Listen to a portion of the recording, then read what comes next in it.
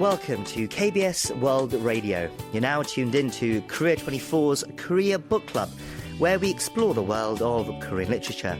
This is our weekend replay edition, playing back our book segment from Wednesday's show. We hope you enjoy it. I'm your host, Kwon Jang. With me now is our literary critic, Barry Welsh, with another book for us to discover. Barry, hello. It's great to see you again. Yes, hello. It's great to be here. Okay, so what do you have for us this week? So this week we're reviewing a novel called Rina by Kang Young-sook, and the book was translated by Kim Boram. And Rina was published in Korea for the first time in 2011.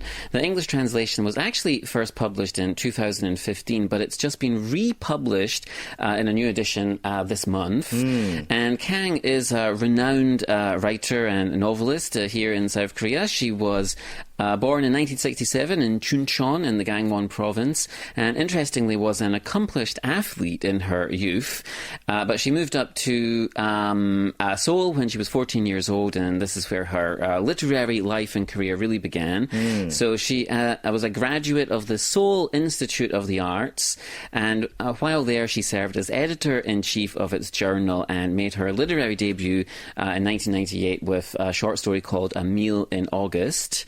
And her notable works include the short story collection Shaken, Every Day is a Celebration, and Black in Red. And her full-length novel, which we're reviewing today, Rina, was actually it was serialized in 2006 before it was published as a complete novel in 2011. But it's a very brutal and unflinching tale of a defector navigating a bleak and sort of heightenedly desolate landscape that is sort of technically, or the reader assumes it to be North Korea, but it's not necessarily North Korea. And then through Rina's very disturbing, harrowing journey, where she experiences forced labour and murder and prostitution and many other difficulties, Kang weaves a narrative that's rich with a mythic element and very disturbing and upsetting elements as well. And it's a very hard-edged, realistic book at times. It's also kind of a postmodern novel, and I think it showcases Kang's ability to blend, brutal realism with this kind of mythic storytelling. And overall, I think it's an excellent, if challenging, introduction to her work for English readers. Wow, okay, so it sounds compelling and intense. As you said, it was originally published in 2006 in a serialized format, but then in a book in Korea in 2011, English translation 2015, yes, but then republished recently. So right. Even now it is still attracting interest. So that's interesting as well. Let's get into it. What is the actual story about? You said it was based in a landscape that might be North Korea. What do you mean by that? Right, yeah. So so it's a story of a young woman, and she goes on this journey. She's a defector. It starts with her and a group of other people leaving a country in the middle of the night, and you assume from the circumstances that it's North Korea, and a lot of the rest of the book takes place in what we assume is China, but it's that's not necessarily the case. And so let me just quote a little bit of how Kang actually described her intention in writing this book.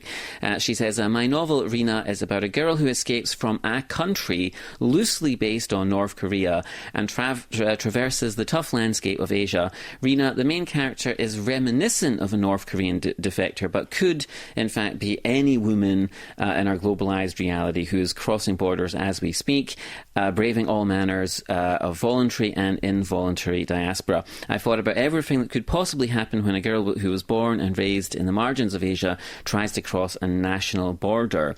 I wanted to create a narrative that deals with diaspora, borders, and women in a unique tone.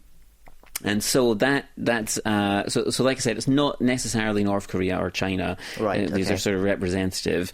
And like I said, the novel opens with Rina and 20 other escapees attempting to cross the border in search of a better life. And then throughout the novel and across this journey, Rina faces very extreme hardships, sort of forced labour in a sort of chemical factory, prostitution, and just navigating a world that's just ripe rife with corruption and danger in general. But despite these brutal experiences, it's Rina's resilience and will to survive that shine through. Very complex a character.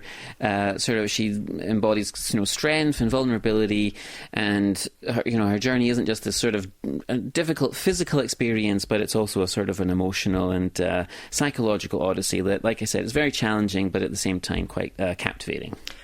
Right, so while it may be about experiences, I guess, of North Korean defectors, Kang wants to make it more universal, I guess, that these stories are not just happening to North Korean defectors, but many of these issues are perhaps relevant to other people and countries in the world as well.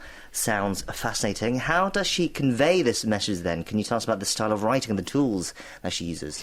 Right, yeah, so there's a lot of symbolism and allegory in the novel in general. So I think Kang uses these sort of symbolism and various other things to display or just to slowly reveal the broader themes of survival and displacement and just the difficult human experiences of going through these difficult things.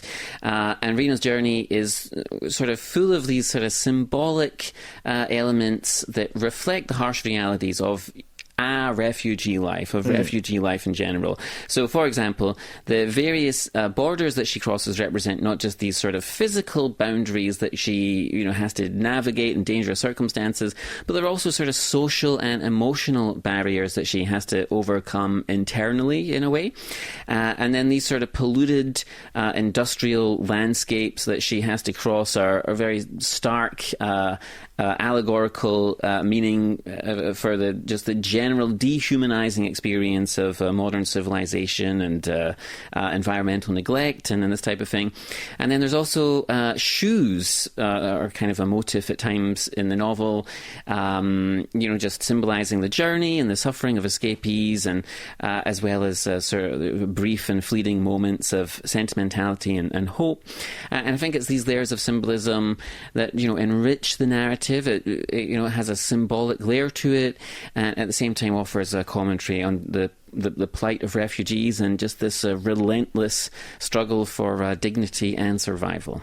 I see. So there's a lot going on then, especially with the symbolism involved, much for the reader to ponder and to try and bring meaning to as well. I understand that Rina was quite critically acclaimed, that it's been considered an important work in Korean literature as well. Yeah, right. So like you mentioned, it was originally serialized in 2006 and then published as a novel in 2011 and published twice in English. So it is a novel with a still growing reputation, and mainly its reputation, the acclaim that it received was really based on just this sort of unflinching portrayal of human trafficking and the refugee experience in Asia. Very difficult novel to read at times, but critics have praised Kang for this ability to weave a narrative that is both deeply personal and universally resonant. It is a work of brutal realism, combined with these sort of mythic elements, very disturbing elements. But I think this makes it a sort of a pioneering work of sort of postmodern fiction in Korea. Well, once again, it's called Rina by Kang Young-sook and is translated by Kim Bo-ram, and that was our pick for Korea Book Club this week. Barry, thank you for another review, and we'll see you next time. Take care. Okay, take care.